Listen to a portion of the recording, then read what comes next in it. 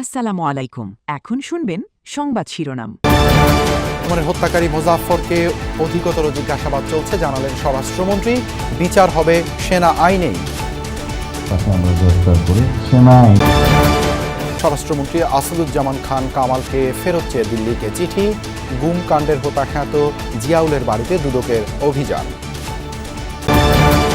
পানিতে প্লাবিত নেত্রকোনা নিম্নাঞ্চল, শেরপুরের ঝিনাইগাতি নালিতা বাড়িতেও ভোগান্তি। তিস্তার পানিতে তলিয়ে আছে রংপুরের নিচু এলাকা। হামলা অব্যাহত, রিপার ড্রোন ভূপাতিত সহ পাল্টা মিসাইল তেহরানের। পারমাণবিক কার্যক্রম বন্ধে ঘুষ দিতে চেয়েছিল যুক্তরাষ্ট্র, দাবি আরাকচির। এতক্ষণ শুনছিলেন সংবাদ শিরোনাম, এখন শুনবেন বিস্তারিত। আদালতে বিচার হবে প্রয়াত রাষ্ট্রপতি জিয়াউর রহমানকে হত্যা মামলার আসামি অবসরপ্রাপ্ত মেজর মোজাফফর হোসেনের। দুপুরে পিলখানায় বিজিবি সদর দপ্তর পরিদর্শনে গিয়ে কথা জানান স্বরাষ্ট্রমন্ত্রী সালাউদ্দিন আহমদ। এ সময় কথা বলেন চলমান ভারত মিয়ানমার সীমান্ত উত্তেজনা, বিজিবির আধুনিকায়ন প্রসঙ্গেও। বলেন, মিয়ানমার সীমান্তে কাঁটাতারের নীতিগত সিদ্ধান্ত হলেও ভারত সীমান্ত নিয়ে এমন কোনো চিন্তা আপাতত সরকারের নেই। রাখাইন রাজ্যে দেশটির অভ্যন্তরীণ সংঘাতে অস্থির বাংলাদেশ সীমান্ত। একদিকে সশস্ত্র বিচ্ছিন্নতাবাদী সংগঠনগুলোর নানামুখী তৎপরতা, অন্যদিকে সীমান্তে পুঁতে রাখা স্থলমাইন বিস্ফোরণে হতাহত হওয়া এখন নিত্যদিনের ঘটনা। সেই সঙ্গে যোগ হয়েছে প্রতিবেশী পশ্চিমবঙ্গে নতুন রাজ্য সরকার গঠনের পর থেকে পুশিন অস্থিরতা। সব সংকটে সীমান্ত সুরক্ষার দায়িত্ব যাদের, সেই বিজিবি সদর দপ্তর প্রথমবারের মতো পরিদর্শন শেষে গণমাধ্যমের সঙ্গে কথা বলেন স্বরাষ্ট্রমন্ত্রী।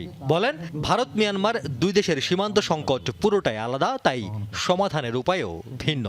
মাদক চোরা চালান, তারপরে অস্থিতিশীল অবস্থা এবং অনেক সময় ওখান থেকে এই যে গোলাগুলির কারণে আমাদের নাগরিকরা মৃত্যুবরণ করছে। সেই জন্য এগুলো সব অ্যাড্রেস করার জন্য আমরা এখনো পুরোপুরি ফাইনাল সিদ্ধান্তে যাইনি, তবে আমাদের প্রস্তাব আছে এই যে আমরা সেখানে কাঁটাতারের বেড়া নির্মাণ করতে চাই 109 কিলোমিটার। কিছু কিছু অবৈধ অনুপ্রবেশ করেছিল, তার সংখ্যা বেশি নয়, সেটা আমরা অবৈধ অনুপ্রবেশকারীদের বিষয়ে আমরা ব্যবস্থা গ্রহণ করেছি, কিন্তু পোষণ করতে দেয়নি আমরা কাউকে অবৈধভাবে।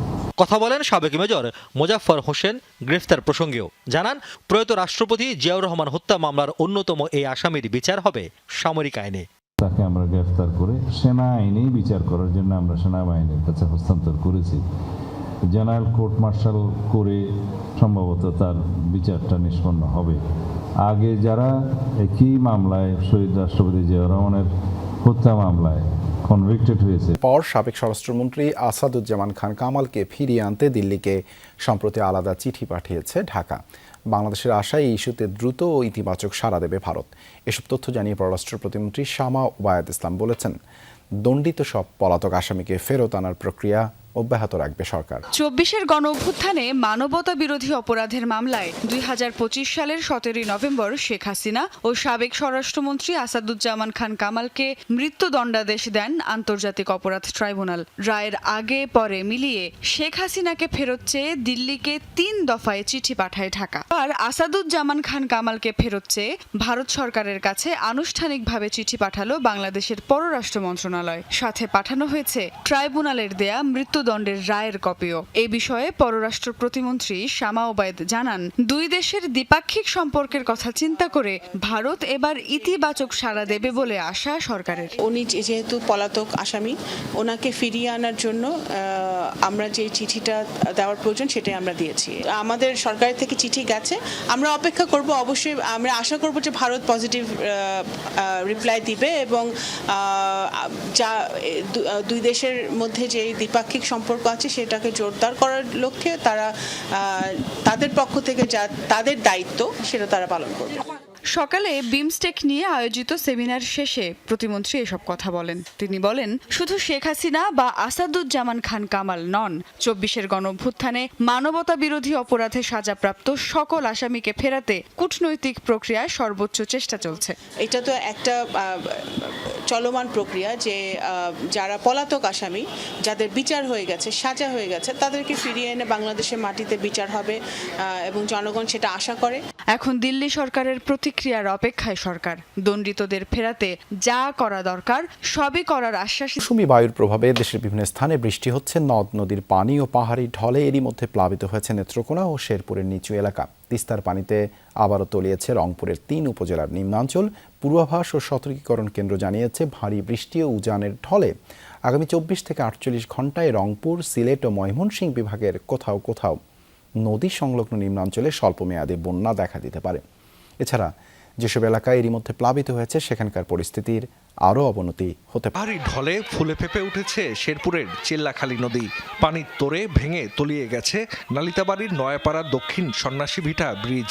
এ সময় শিশুসহ কয়েকজন স্রোতে ভেসে গেলেও প্রাণে বেঁচেছেন সবাই। আর পাহাড়ি ঢলে নদীর পানি বেড়ে প্লাবিত হয়েছে শেরপুরের ঝিনাইগাতি সদরের বিভিন্ন এলাকা। তলিয়েছে রাস্তাঘাট, বাজার। পানিতে ডুবেছে নালিতাবাড়ি উপজেলার নিচু এলাকাও। তলিয়েছে ফসলি জমি, ভেসে গেছে ঘেরের মাছ। স্থানীয়রা জানায়, প্রতি বছরই বন্যায় এসব এলাকা প্লাবিত হয়।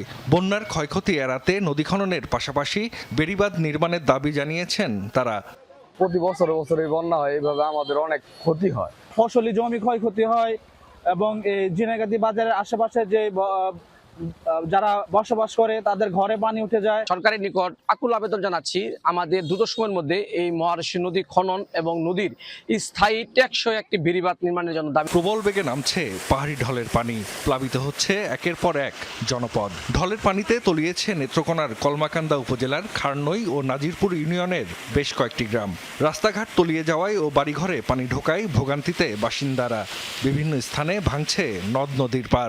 ঢলে তিস্তার পানি বেড়ে চলতি বছর ষষ্ঠবারের মতো তলিয়েছে রংপুরের গঙ্গাচড়া, কাউনিয়া ও পীরগাছা উপজেলার নিচু এলাকা। ডুবেছে জমির ফসল। এছাড়া রংপুর অংশের তিস্তা নদীর অন্তত ২০টি পয়েন্টে ভাঙন দেখা দিয়েছে বলে জানিয়েছে পানি উন্নয়ন বোর্ড। জরুরি ভিত্তিতে হত্যার বদলা নিতে ইরান জুড়ে ব্যাপক হামলা চালাচ্ছে মার্কিন বাহিনী। প্রেসিডেন্ট ডোনাল্ড ট্রাম্প হুঁশিয়ারি জানিয়ে বলেন, ইরানকে দাঁত ভাঙা জবাব দেয়া হচ্ছে। বিবৃতিতে সেন্টকম জানিয়েছেন, ইরানের সামরিক বাহিনীর কৌশলগত বিভিন্ন অবস্থান লক্ষ্য করে চালানো হচ্ছে অভিযান। অন্যদিকে মধ্যপ্রাচ্যের বিভিন্ন মার্কিন ঘাঁটি লক্ষ্য করে অব্যাহত আছে ইরানের প্রতিরোধ। দেশটির পররাষ্ট্রমন্ত্রী আব্বাস আরাকচির কড়া বার্তা, ইরানকে কোনো উপায়ে ভয় দেখানো কিংবা কেনা সম্ভব। মার্কিন যুদ্ধজাহাজ থেকে ছোড়া হচ্ছে একের পর এক মিসাইল। লক্ষ্য ইরানের বিভিন্ন এলাকা। গত কয়েক ঘন্টায় ইরানের বিভিন্ন সামরিক স্থাপনা, ক্ষেপণাস্ত্র অবকাঠামো এবং কমান্ড সেন্টারে নতুন করে বিমান হামলা চালিয়েছে যুক্তরাষ্ট্র। সাম্প্রতিক সময়ে মার্কিন সেনা সদস্য নিহত হওয়ার পর এই অভিযান আরও জোরদার করা হয়েছে। জোরালো অভিযান চালানো হয়েছে আইআরজিসির মিলিটারি কমান্ড সেন্টার, আকাশ প্রতিরক্ষা, উপকূলীয় নজরদারি ব্যবস্থা, মিসাইল ও ড্রোন লঞ্চিং সাইট ও কমিউনিকেশন নেটওয়ার্ককে টার্গেট করে। যুক্তরাষ্ট্রের হয়ে ইরানের লড়াই করছে মার্কিন দেশপ্রেমিক সেনারা। ইরানের হাতে কোনো রকম পারমাণবিক অস্ত্র যাতে আর অবশিষ্ট না থাকতে পারে সেই লক্ষ্যে লড়াই করছে তারা। ইরান মারাত্মকভাবে ক্ষতিগ্রস্ত। আমাদের নিহত সেনাদের স্মরণে